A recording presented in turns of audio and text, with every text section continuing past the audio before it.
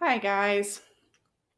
Uh, so this video is going to be just a little bit of information on COVID-19. And really the reason I'm doing it is because I feel like there's a lot of misinformation out there and it can get really hard and confusing to wade through all that and figure out what's accurate and what's not.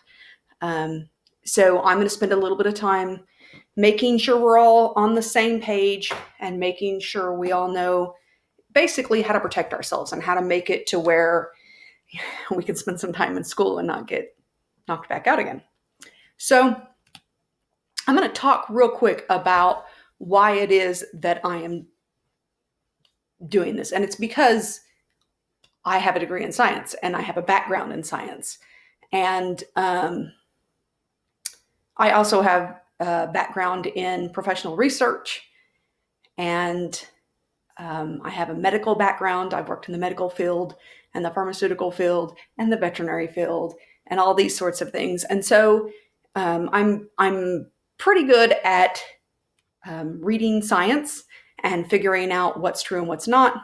And like I'm the person who 4 times a year, every year, checks on FluView, which is a national website where they kind of monitor how the flu is doing. Epidemics has always been one of those things I'm very interested in. And so I started watching this in early January when it first started coming out. And it wasn't even out to the general population yet. It's just the places that I tend to hang out. The information was coming out. So I've spent an absurd amount of time looking at this. So I thought it might be helpful to kind of try and simplify things a little bit and make sure everybody knows kind of what this is really about. So there we go. One of the first things I want to tell you before we go any further, and those of you who've had my class before have heard me say these kinds of things before, so this hopefully won't be too shocking to most of you, but I'm going to be wrong part of the time here. And the reason for that is because science doesn't ever purport to be completely right. We always kind of open ourselves to the possibility that new information may come along and we will make changes based on that. And that's been one of the things that's been very difficult through this is like the masks. There was a period of time during which there was kind of a little bit of wishy-washiness about it. And then eventually they started saying, no, wear your mask, wear your mask. And people got frustrated with the fact that it seemed like the scientists were changing their minds. But scientists do that. That's one of the things that we kind of have to accept, because if we set our feet down and refuse to budge, then if new information comes along that proves us wrong, we can't get closer to the truth. So science is very willing to change its mind. And also, science takes time. And this has been around for 6 months, and it takes longer than 6 months to know the truth, to know realistically 100% what the case is. We're far enough along now that we have more information than we did, say, in March, but we still don't know 100% anything. And so that's one of the reasons it sometimes comes across that way. Like people will think, well, they don't really know, so why are we listening to them? Well, you're listening to us because we know more than anybody else, right? We have the tools to look at the information and get as close to the truth as possible. And so you should listen to the scientists and the experts because they do actually have a way better idea than anybody else does what's going on. But they're never going to just flat out say, we're right and you're wrong, because that's just not what science does. And understand that this is not an all or nothing thing, right? It doesn't have to be, if they can't be 100% right, we're not going to listen to them. You can listen and be aware of the fact that this could change, right? Okay. So first thing I'm going to talk about is why COVID was a big deal, because there's been a lot of controversy about that, about why we made such a big deal about this. And the first thing, the reason that I was watching really closely in early January is because it's what we would call a novel virus. And what a novel virus is a new virus. Okay. Now, we have had coronaviruses in the past, but this was a completely new kind of coronavirus. And that's a problem. Okay. Because the way that immunity works and viruses and bacteria work is humans, once they've had something, they build up some immunity to it so they can't get it in again. And if that virus mutates, we're still partially immune to it, okay? Because it's close to the one that we'd had before. So that's why, like flu and cold and all the other viruses out there, a huge percentage of the population is immune to it. And so it doesn't have as many people it can spread to, right? And what's wrong with the problem here is that this virus is a novel virus, which means there is nobody, not a single human being on the planet that was immune to it. And so it literally has 100% of the population that it can spread in. And that's not the case for most of the stuff that we worry about. And so anytime a novel virus comes along, we're going to watch it really, really closely. And if it does look like it's maybe a little bit more contagious and a little bit more deadly, we're going to take it really seriously because that anybody can catch it and anybody can spread it. It just spreads so much faster under those circumstances. The next thing is that it did turn out to be very contagious. So if you look at this chart, you'll notice that, we've got all these different diseases, and you notice that this virus is way down here at the bottom. And I think a lot of people are going to look at that and think, well, that's not really what she says. But you have to realize that these are all serious illnesses that'll kill you, okay? And this right here, influenza, the average everyday cold is considerably less contagious than this virus. But this includes some of our epidemic influenzas from the past. It's all influenzas. And because of that, it bumped it up a little bit. But this doesn't look all that bad. But you have to realize that if it falls even close to these up here, that's a bad thing, right? Because those were all super epidemic viruses. This is maybe a little bit more accurate and easy to look at. Notice that on this way, we have contagiousness, and this way we have how deadly it is, okay? And so you notice that coronavirus is this big, huge box here, and that's because of that whole, it takes time to do science. We don't really know. That box would be smaller now. This is a little bit older graph. It's kind of hard to get. We're not doing this stuff over and over and over again, so there's nothing that's completely up to date. But this gives you an idea of what we're looking at. And again, you'll notice that we have a lot of things that are a little more contagious. You notice that this one actually shows it more contagious than some of the other things. Definitely more contagious than the seasonal flu, more contagious than the common cold, more contagious than bird flu and Ebola. But you'll also notice that it's also kind of mid-range in terms of deadliness. But again, the difference here is this is a novel virus. So if it's this contagious, but it can spread through 100% of the population, that's a much bigger deal, right? And if it's this deadly and it can spread through 100% of the population, again, a much bigger deal. There's a lot more people at risk than there would be from something like the seasonal flu, because most of the world population is at least partially immune to seasonal flu.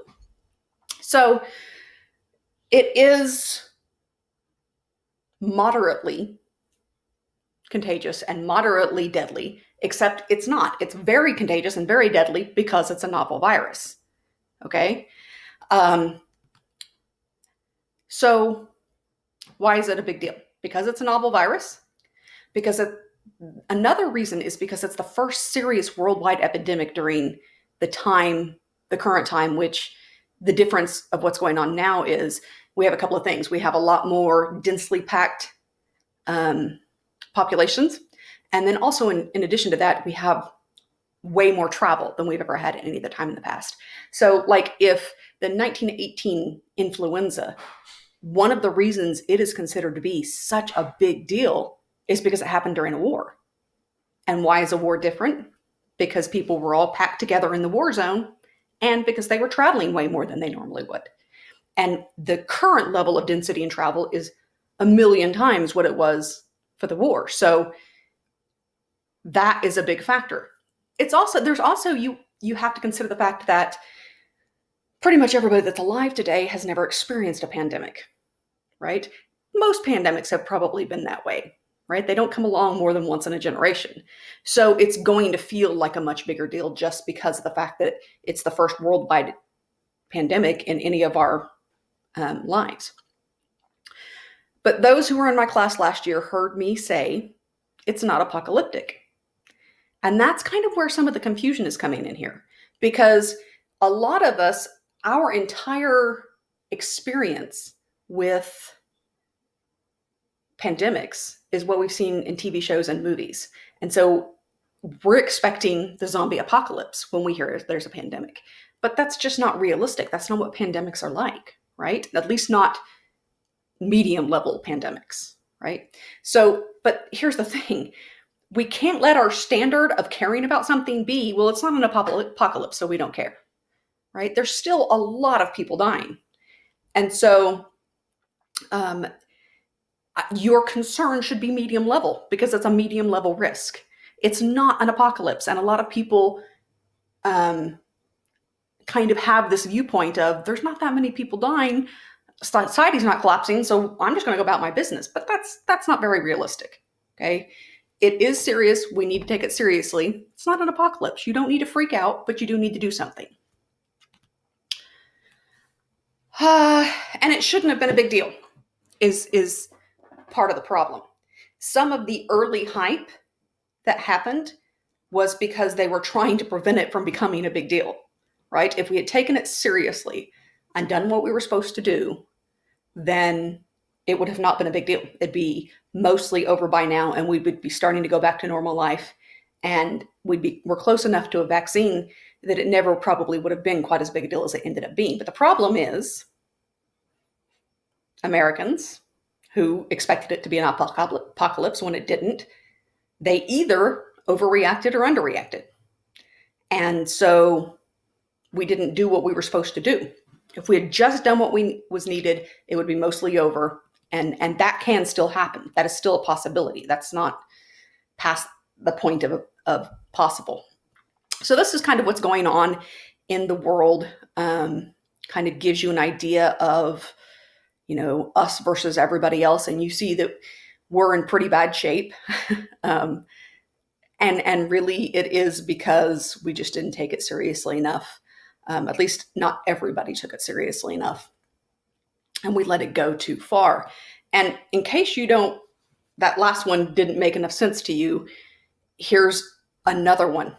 I'm going to move this so you can see it a little bit better. I'll have to move it back in a second. But so you'll notice everybody else way down here, Brazil's starting to get close to us. By the way, this is from 6.4, so it's a little bit different now. And then you notice the United States, who just went out of control. And a lot of people are like, well, yeah, but there's more people here. So look down here at China and Japan, and over here at India. Look at the US population, 327 million versus 1.3 billion in China and 1.3 billion in India.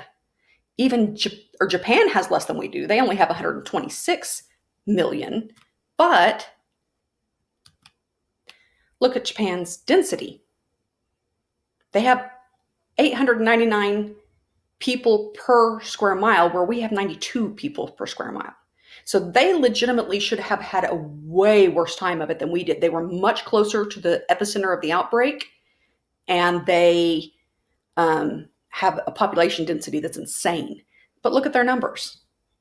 And you know what the difference is between Japan and the US? It's masks. Because that was such a normal part of their everyday life, a huge percent of the population already wore them, and that slowed it down a lot. And then as soon as this hit, everybody immediately started wearing them. And that was probably one of the biggest factors in why they had so much less of a problem. And there's a lot of countries right now who are already kind of going back to normal to a certain extent. And it's because they took it seriously and did the things they were supposed to do. So A lot of people are going to hear what I just said and think, I'm so sick of listening to people talk crap about the United States. That's not what I'm doing. I'm not trying to make you feel bad for being an American. I'm not trying to say America is horrible because we didn't do enough. I was answering the question of why COVID's a big deal. And what I was trying to say was it shouldn't be, right? It doesn't have to be. We can make it to where it's not as big a deal fairly easily. We just have to take it seriously. So, more on this should be the last of it. For every one person that dies, 19 more people require hospitalization. 18 of those have permanent lung damage. 10 of those have 18 have permanent heart damage for the rest of their lives. 10 have permanent lung damage for the rest of their lives. 3 are going to have strokes. 2 are going to have neurological damage that leads to chronic weakness and loss of coordination. And 2 will have neurological damage that leads to loss of cognitive function. So you look at the numbers of how many are dying, and a lot of people are like, that's not that many. But you have to realize that it's not just the death that's the problem. It's also the economic impact and all the other problems that are coming from it. And understand that 1% dead means this is worst case scenario. This could not happen. But if the worst case scenario did happen, the US population has that many people. And if 1% dies, that's 3 million-ish dead, right? But that also means 62 million got hospitalized, and 59 million got permanent heart damage, which means their life just got drastically reduced in length and quality. Same thing with lung damage. 32 million just got permanent lung damage, and 9 million had strokes, and 6 million have muscle weakness, and another 6 million have cognitive function loss. That's a big deal. Okay, so it's not just about the death. It's also about all the other bad effects that can come from it.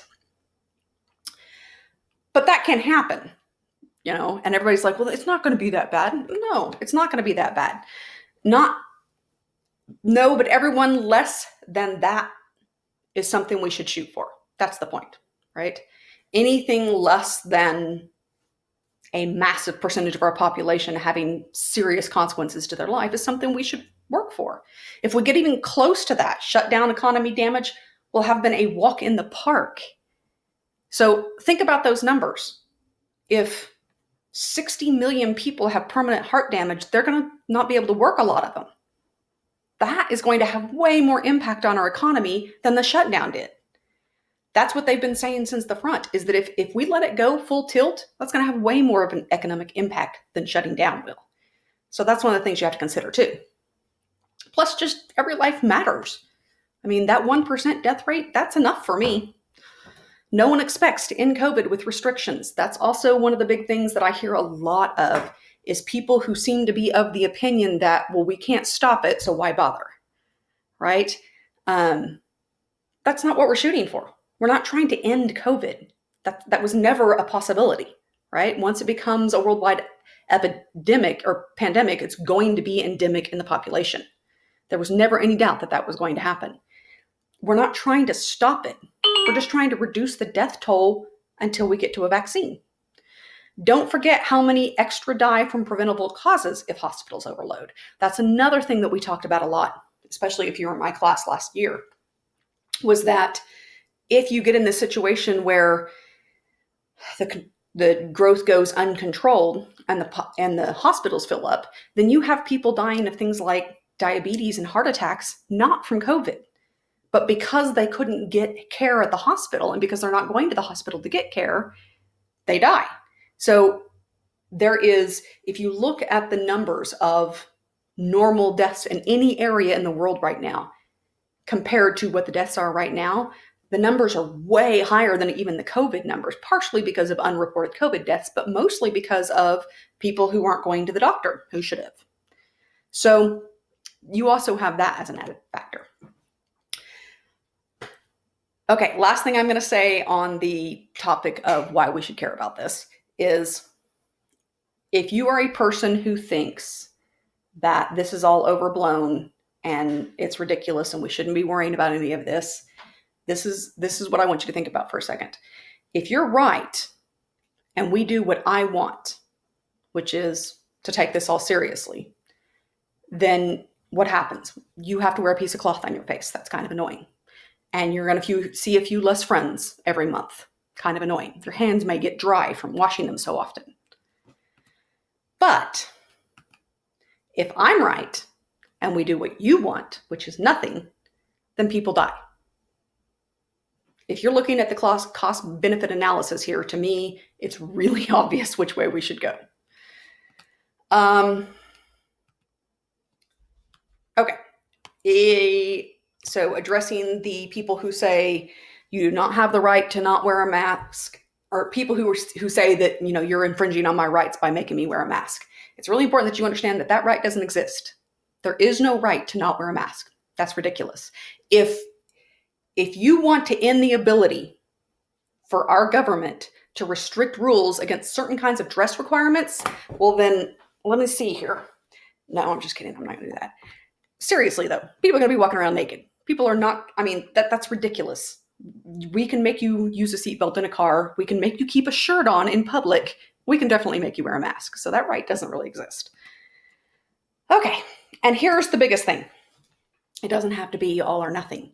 That is probably my number one frustration right now, is people who are going to the extreme. If some people kill themselves doing it all the time, who are wearing the mask every time, and I know so many people who haven't left their houses in months and screaming at other people for doing things, but then the other half of the population is doing absolutely nothing. That's actually not a very effective method of doing this.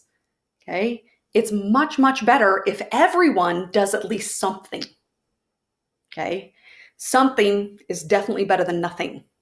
So if you have people in your life who are of this opinion that we shouldn't be doing anything, guys, because they think, it doesn't work, it does work. And something is always better than nothing. So we're not asking you to be perfect. We're asking you to wear a mask as much as you can. If you get too hot, if your glasses fog up, take it off for a few minutes, move away from other people, catch your breath, and put it back on. Visit friends once or twice less per week. Wash your hands in the bathroom, which you should have been doing anyway. Clean some stuff. Anything you do is going to help, okay? Especially when we're talking about the teen population, because that's probably one of the populations right now who's doing the least, because you have a tendency to think this doesn't affect you, but it absolutely does affect you. And those small little steps can really have a big impact. Every little bit helps. Every extra mask, every extra hand wash reduces the spread. One fewer life ruined or killed. You don't have to be perfect. Just do what you can. So what should you do? In order of importance. Number 1 is monitoring your health and staying home if you're sick. Most important thing you can do. Number 2, wear a mask anytime you're around people. Number 3, social distance. And that kind of comes in 2 forms. Staying away from people as much as you can. Okay, staying at home as much as you can. Visiting other people less often. But also, if you do have to go out in public, kind of keeping some distance between you and them. Wash your hands more often. Wash stuff, so disinfect places that you touch. And then covering coughs and sneezes. So, monitor health and stay home if sick. If your temperature is above 100, absolutely do not leave your house, period. And try and stay away from your family. If you have a new loss of taste or smell, I've actually seen quite a few studies where they are suggesting that would be better even than taking people's temperature. Like they were handing out like scratch and sniff cards and doing smell tests, because it is that common in people who have COVID. So if you lose taste or smell, absolutely do not leave your house. If you have a cough, stay home. If you have muscle or body aches, stay home. If you have the rest of these, if you have multiple of them, so chills, fatigue, headache, sore throat, congestion, runny nose, nausea, vomiting, diarrhea, if you have a few of those, you probably should go ahead and stay home. And then these are the emergency signs: shortness of breath or difficulty breathing, persistent pain or pressure in the chest, new confusion, inability to wake or stay awake, bluish lips or face. You probably need to take that a little bit more seriously and get to a hospital. If you're sick, stay home. Call your doctor. One of the things they've been asking all along is not to go to the doctor's office without calling first, because they usually have procedures.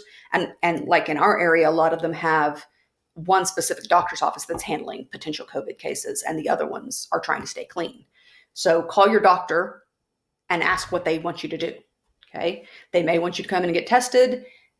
And if they test you positive, they're going to give you other things you need to do. So this is kind of not necessarily if you get COVID, but just if you get sick. Do what the doctor says, no matter what the doctor says. Treat your symptoms. So it's perfectly acceptable to take medications to reduce your fever and to make yourself feel better. Don't go back to school, work, or socializing until you are fever-free for 36 hours without medication. Understand that we're not telling you not to take fever-reducing medication. What we're telling you is when your medicine wears off, if you don't have a temperature, then you're not going to take more meds. And when that happens when you've had 36 hours since the last time you took meds, then that's when you do it, right? So we're not saying don't give meds. We're just saying it needs to be 36 hours after the last time you gave meds or had a temperature. If told to test and positive, so if you were told by the doctor to go get tested and you were positive, again, follow your doctor's orders. Tell who you should tell. The doctor's office and the state health department should tell you, ask you who you've been in contact. They may tell people. In my opinion, anybody who you think could be potentially, you should contact and tell them if they're close friends and stuff. Stay away from people, all people. Okay, even the people in your own family. Stay in, you kind of need to stay away from the rest of the family as much as you can. They're at risk, and you're not going to be able to completely reduce that risk, but anything you can do is going to help. And then sanitize. Okay. Don't return to school, work, or socializing until you meet your doctors, health officials, and bosses, and the school rules. Now, the school says don't do it until you meet the school rules, but I'm telling you, don't do it until you meet all those rules. So if you have a job, don't go back to work until your boss says you can. Don't go back until the health officials say you can. Like if the health officials say, we want you to be quarantined for 14 days, then follow that rule. If the doctor says, you're risking your health, go ahead and stay home, even though you're not contagious, we think you're in better shape staying home, do what the doctor says. And definitely you'll have to follow the school rules. The school rule says stay home for 14 days. You may return after 14 days once you've been fever-free for 72 hours without fever-reducing medication and pass the attendance questionnaire. So that would be if you actually had COVID. The previous one was if you had, you were just sick. This one's specifically if you tested positive for COVID. Next thing you need to do is masks. And this is probably one of the most controversial ones, so I'm going to spend a little bit more time on this one. Just so you know, any mask is better than no mask. So there's a lot of talk and arguments about what kinds of masks you should use. And really, in general, they feel like any mask is better than no mask. The person who is sick having a mask on is actually more important than the healthy people having the mask on. Does that make sense? So if you're sick and you have a mask on, the chances you spread it to other people is way reduced.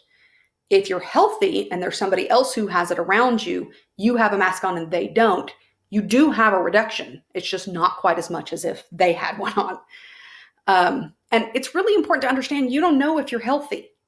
Okay. There was a big study that came out and that confused a lot of people where they said that there's virtually no asymptomatic spread. The problem is people didn't realize there's two kinds of spread in addition to symptomatic spread. There's asymptomatic and then there's pre-symptomatic. And pre-symptomatic means you're probably going to end up with symptoms. But there's this period of days before you actually start to feel sick, during which there is a significant amount of spread from those people. So what that means is you could get sick 2 days from now. You don't know. You could already have it and already be spreading it. So you need to always assume you have it and wear the mask. Okay. Some of the lowest numbers in the country are in areas that have masks. Look at the countries, I'm sorry, some of the lowest number countries that have COVID, some of those lowest numbers are in countries that wear masks a lot.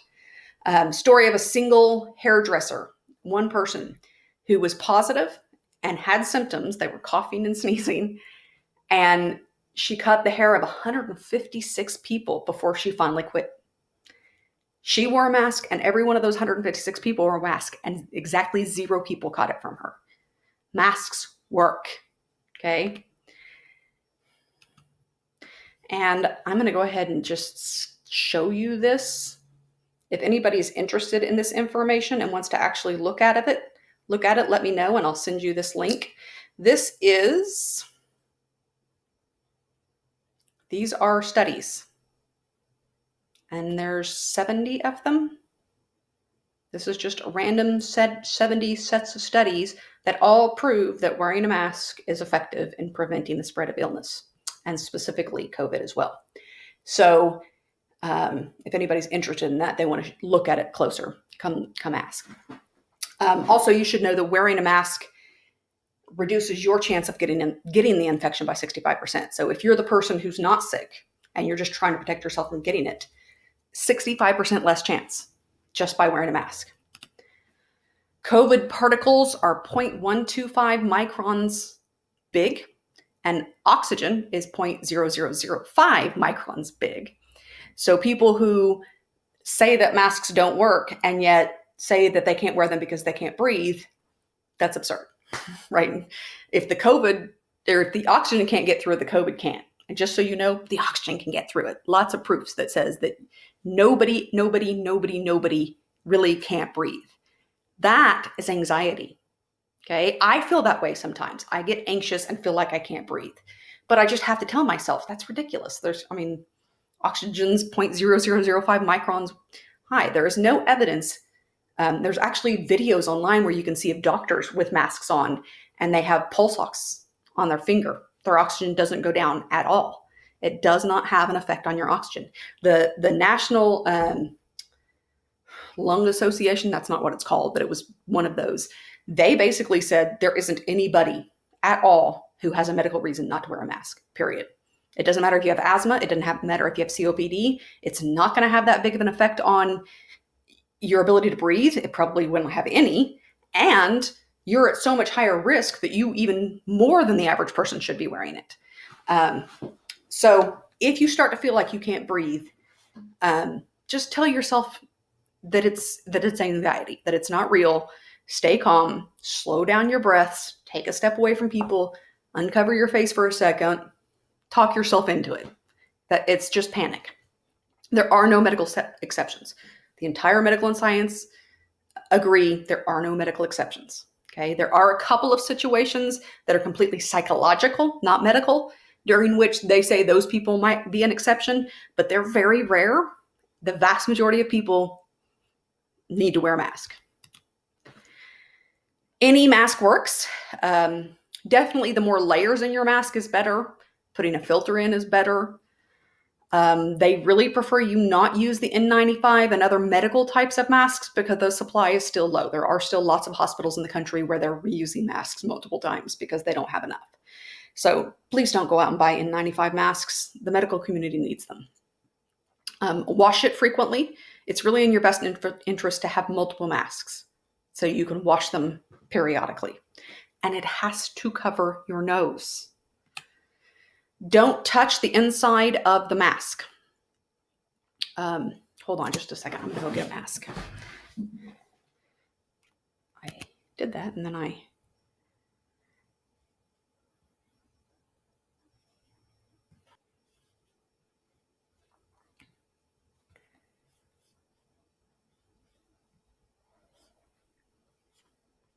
Sorry, I'm having a hard time getting it back to present.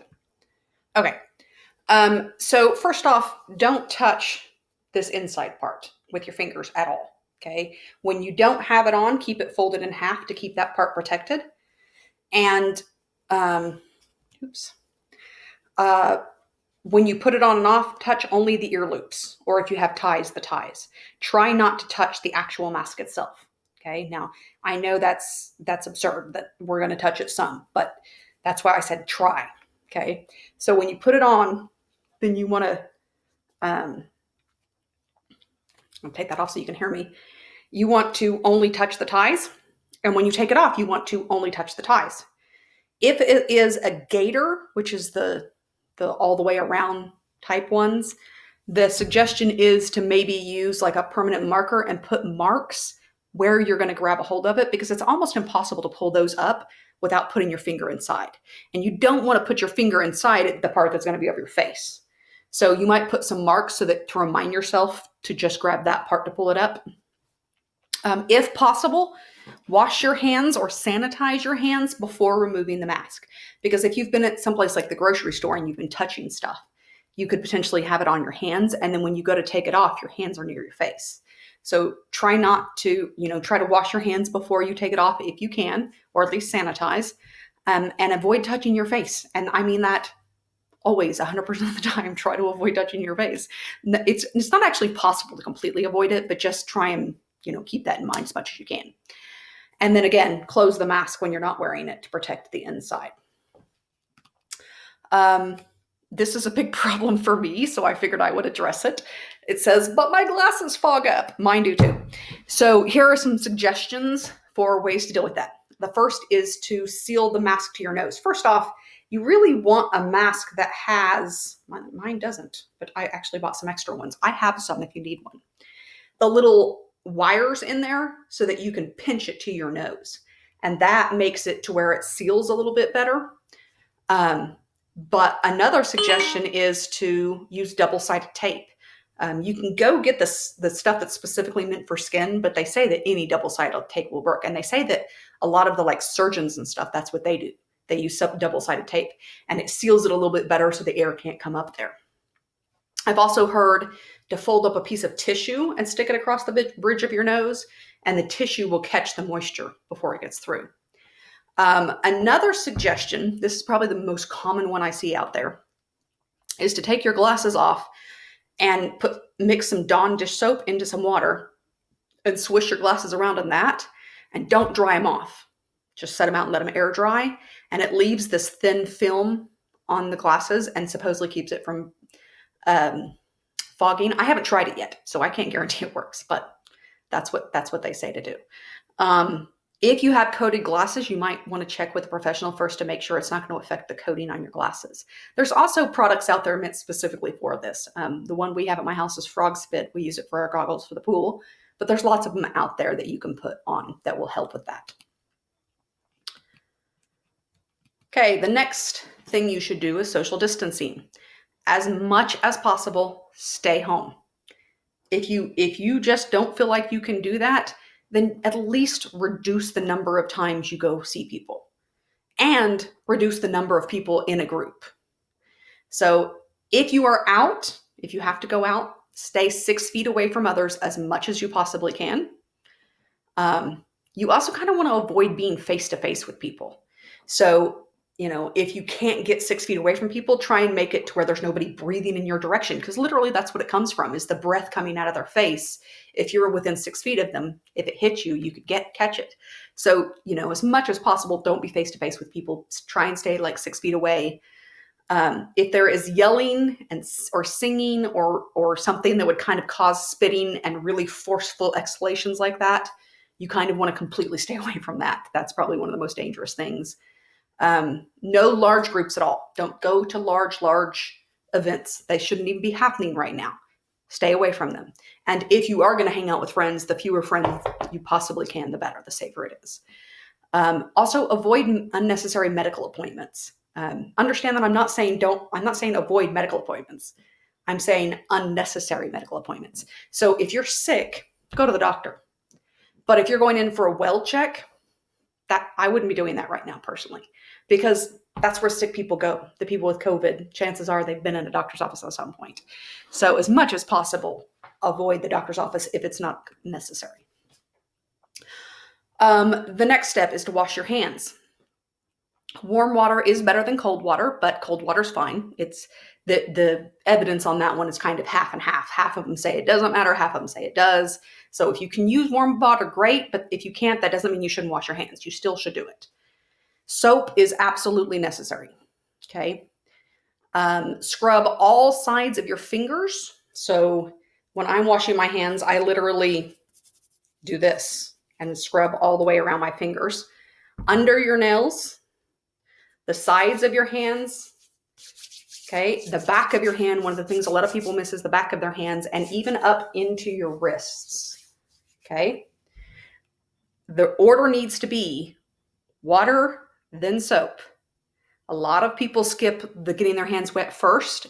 It's not as effective. You need to get your hands wet first and then put soap on, suds it up really good, and then rinse. Try not to touch stuff right after you've washed them.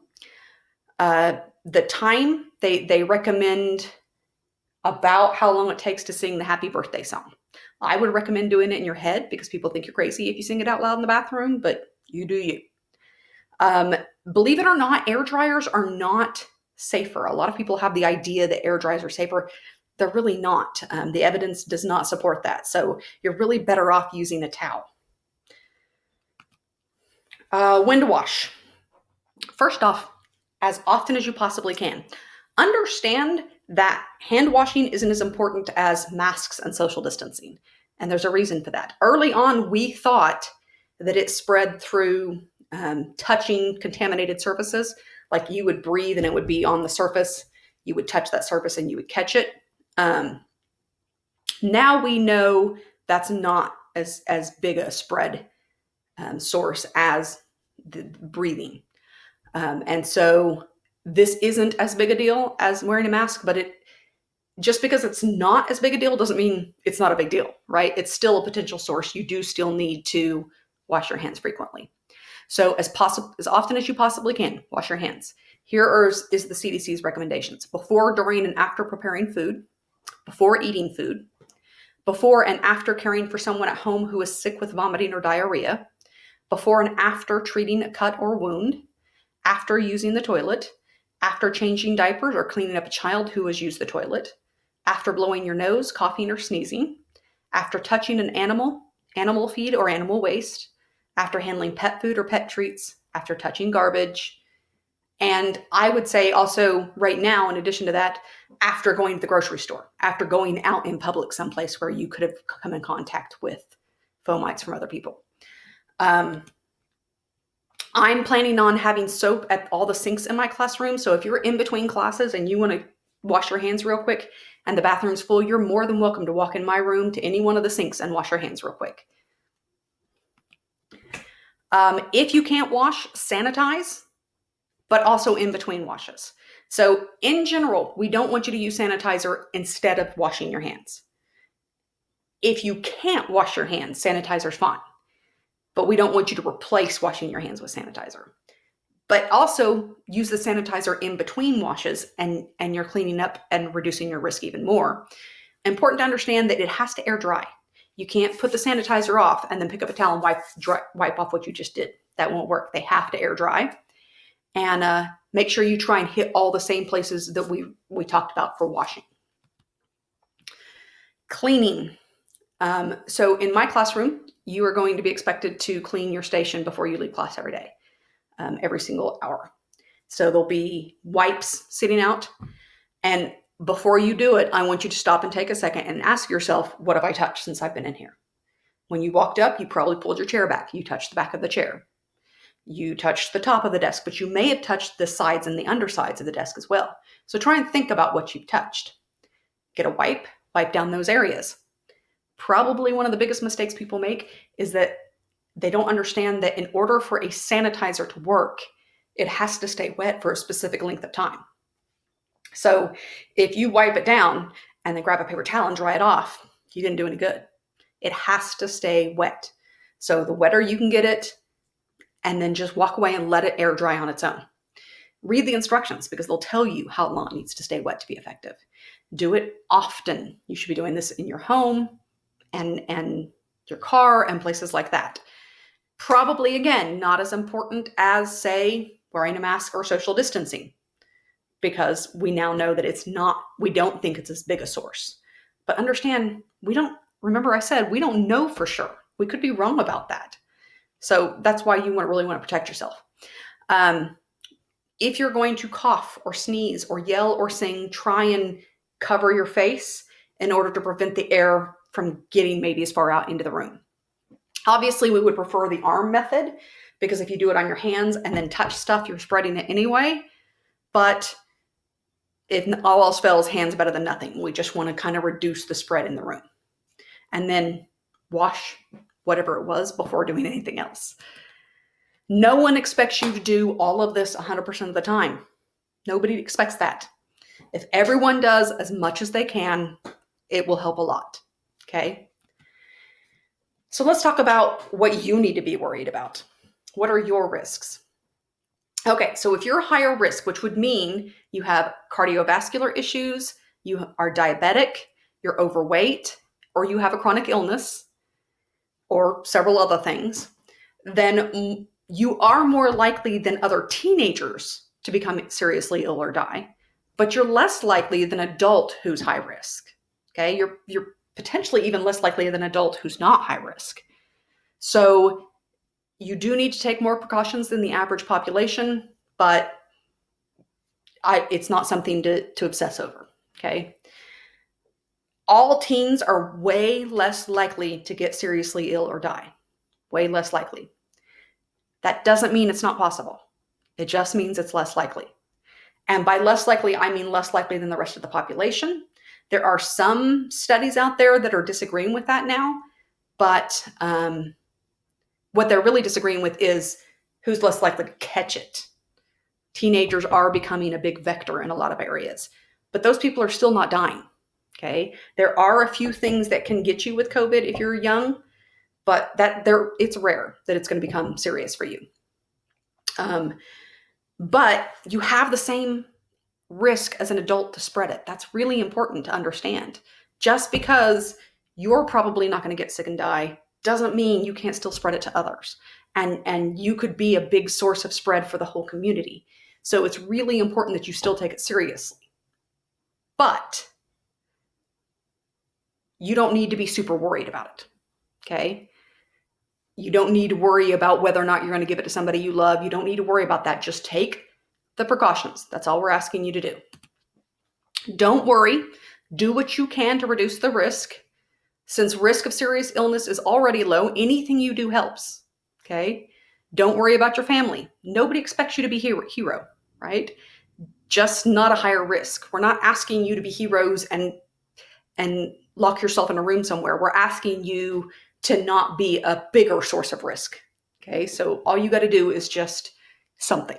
Okay, it's okay to be anxious, but really in the greater scheme, this is not that high a risk.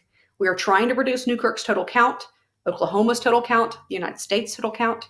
We're trying for fewer lost wages to sickness. We're trying for fewer complications, but your actual risk as an individual is fairly low.